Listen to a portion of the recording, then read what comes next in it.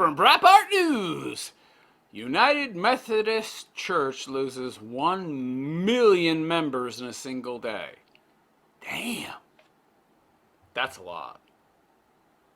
That's a lot. That's more than that boogie 2988 lost. Jesus Christ. That guy lost a lot of followers, yo, but attacking his own followers. But this, wow. I'm being a degenerate scumbag, but this is even more than that. In a far shorter period of time. Loses 1 million members in a single day over LGBT affirmation.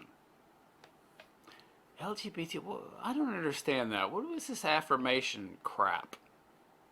You're good, you're great, you're wonderful just the way you are. That's a self-affirmation, right? You say that to yourself or somebody says that to you and then they're affirming you. You're good, you're great, you're wonderful just the way you are. But what if you're not good and great and wonderful just the way you are? What if you're a piece of crap? What if you're refuse? What if you're garbage? What if you're human garbage? What then? Should I affirm you as garbage or should I lie to you? Oh, okay. Oh my God. You know, I think, oh Lord, look at this. So we got a fat dude, ID tag around his neck, carrying a rainbow umbrella. Another fat dude to his left, and wearing a, I don't know, shirt with Bible verses on it. I don't know. Anyway, let's get into this story. The United Methodist Church, Methodists, oh, geez, aren't these a bunch of wokey Christians, i.e. not Christians at all, lost more than 1 million members in one fell swoop last week, with a large West African conference voting to leave the organization due to its acceptance of LGBT clergy and marriages. I don't get this. So, Christians embracing gay, lesbian relationships. I don't know, isn't that antithetical to Christian doctrine? I think I remember reading something in the Bible about not laying with a man, man not laying with a man, woman not laying with a woman, something like that. Charlie Kirk, he's a fraud. I don't like that guy. He's a controlled opposition shill. This is the same moron that said we should staple green cards to college degrees. What an idiot. He's a fucking moron. Oh, excuse me. I'm going to try not to curse, because that's another thing that YouTube don't like. They don't like the cursing. So EMCUI's decision comes in response to the US-based UMC's vote in May to repeal the decades-long ban on LGBT clergy and marriages, which sparked a mass exodus of congregations around the world. Why would you repeal a decades-long ban on LGBT clergy and marriages? You're a religious organization, right? You're based on biblical doctrine, right? Doesn't biblical doctrine say that marriage is between a man and a woman? I mean, how can you call yourself Christian and then do away with the foundational tenets of humanity itself? Oh, well, marriage ain't a thing anymore. Not really. Oh, it's a thing, but now it's a thing we extend to gay people and lesbians and, oh yeah, okay. So that's no meaning, right?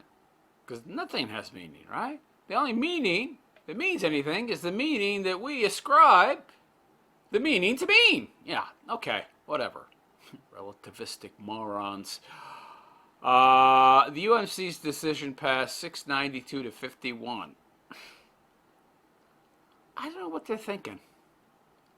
I guess it's the, oh, the loudest voice is the one we're going to hear the most, and then they make the logical extension. They think that, oh well, that's the voice we hear the most, so that must be where the most people are. Well, the voices we're hearing the most are the L, the B, G, LGBTQ voices saying that we need to let them in so they can usurp our power and authority. So, they must be the majority. And we want the majority, right? So that's what fills our tithing plates. But the LGBTQ population in America, if you really drill down past, people who are claiming to be LGBTQ because it's fashionable, claiming to be LGBTQ because, they think it's cool or trendy or culturally relevant. How many people are actually gay? How many? How many people out there are actually homosexual or lesbians? Am I allowed to say those words on YouTube? Probably not. That'll probably get me shadow banned too, but I'm already shadow banned, so what the heck? What, 2% of the population? It ain't 5, I know that. And don't tell me it's 5%. That's a bunch of crapola. So 2% maybe? So to satisfy 2% of the population, this United Methodist Church, which is a huge denomination of Christianity, has lost 1 million plus members. It's probably most of their congregation. This is politics. This is a political faux pas. This is what politicians do. Politicians, they tend to listen for and to the loudest voices and do what those voices want because they erroneously conflate those voices with the masses. So, that's the message I'm getting the loudest. So there must be the most people supporting that message. No. It's just a few, ne'er-do-wells who are, discontented and unhappy, and they're yelling the loudest. They're the craziest people in the room. You've heard that saying, right? You got a room of 50 people, the craziest person in that room is going to control that room. You're just getting like 2 crazy people out of 100. One crazy person out of 100. Yell and scream, and not even one. Half a person, a midget. Yelling and screaming, he wants to be heard while everybody else is just trying to relax. And that's the person you're listening to because you erroneously conflate that with the masses. Anyway, 692 to 51. Wow. Yeah. Talk about politics. Good Lord. EMUCI's President Bishop. Bishop? You ain't no bishop. Get out of here. Bishop my ass. I could crap out a peanut that's more of a bishop than you. Benjamin Bonney declared that the United Methodist Church now rests on socio-cultural values that have consumed its doctrinal and disciplinary integrity. Translation, socio-cultural values. So what we thought was the majority, because they were the loudest, has taken over our doctrine and discipline. Okay. More than 4,000 congregations exited the UMC in just 6 months of 2023 over its embrace of LGBTQ plus ideology, Breitbart reported. Wow. That's insane. Look, this is nuts to me, man. I don't understand this.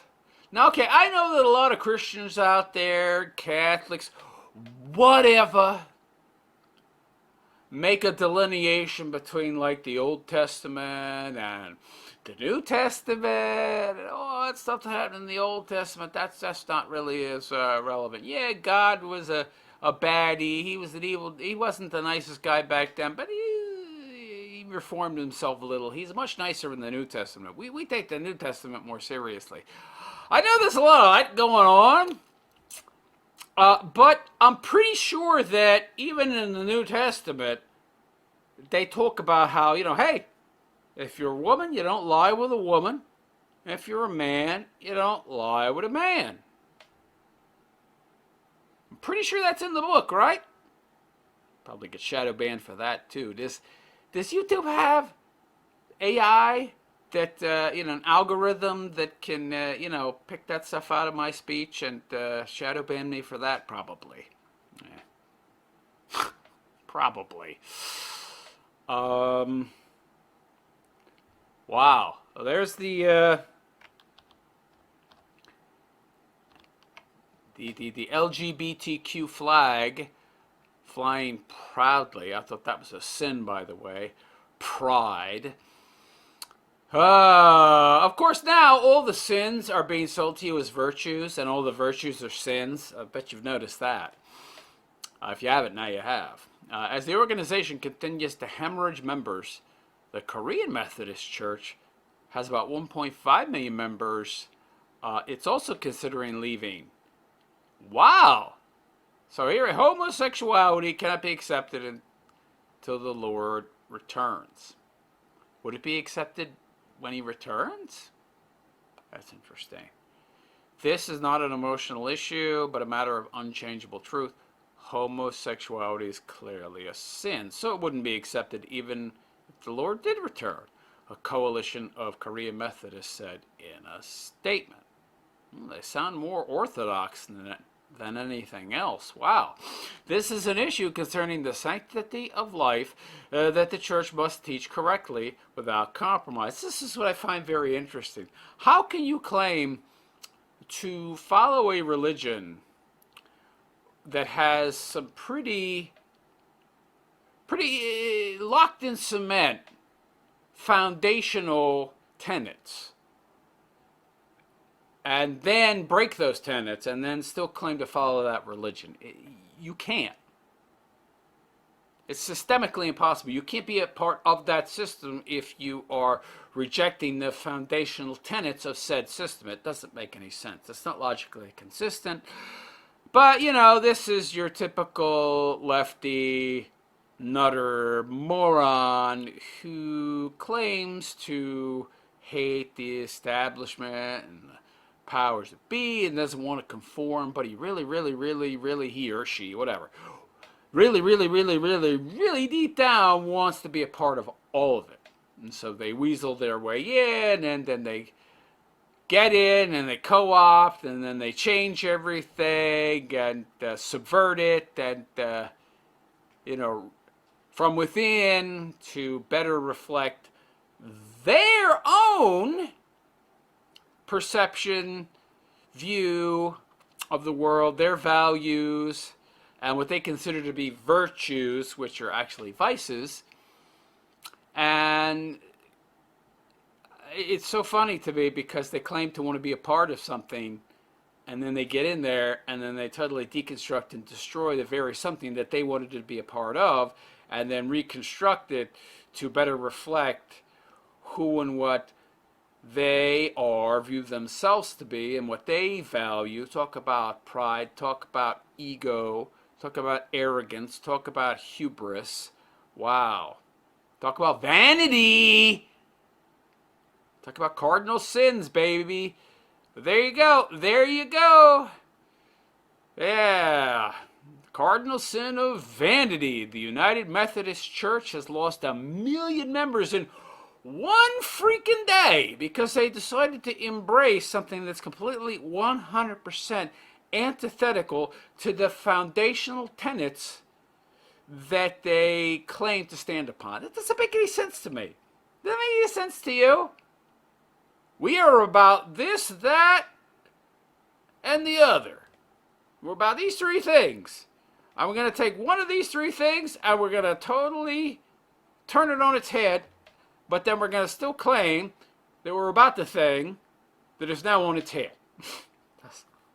That has been turned on its head. It makes no sense. I don't get this, but hey, I guess homosexuals and lesbians also want to believe they're going to go to paradise when they reach the ever after. I guess these people also want to believe in a fairy tale, you know, communist, socialist, utopian afterlife where they will have everything provided for them. There will be plenty of everything. There will be a lack of nothing, and they'll exist forever and be able to bang whoever they want, whenever they want, however they want, without any consequences. Heck, there is no banging, by the way, because it's, you know, we're talking about spirit and energy here. But anyway, that's what they imagine in their head.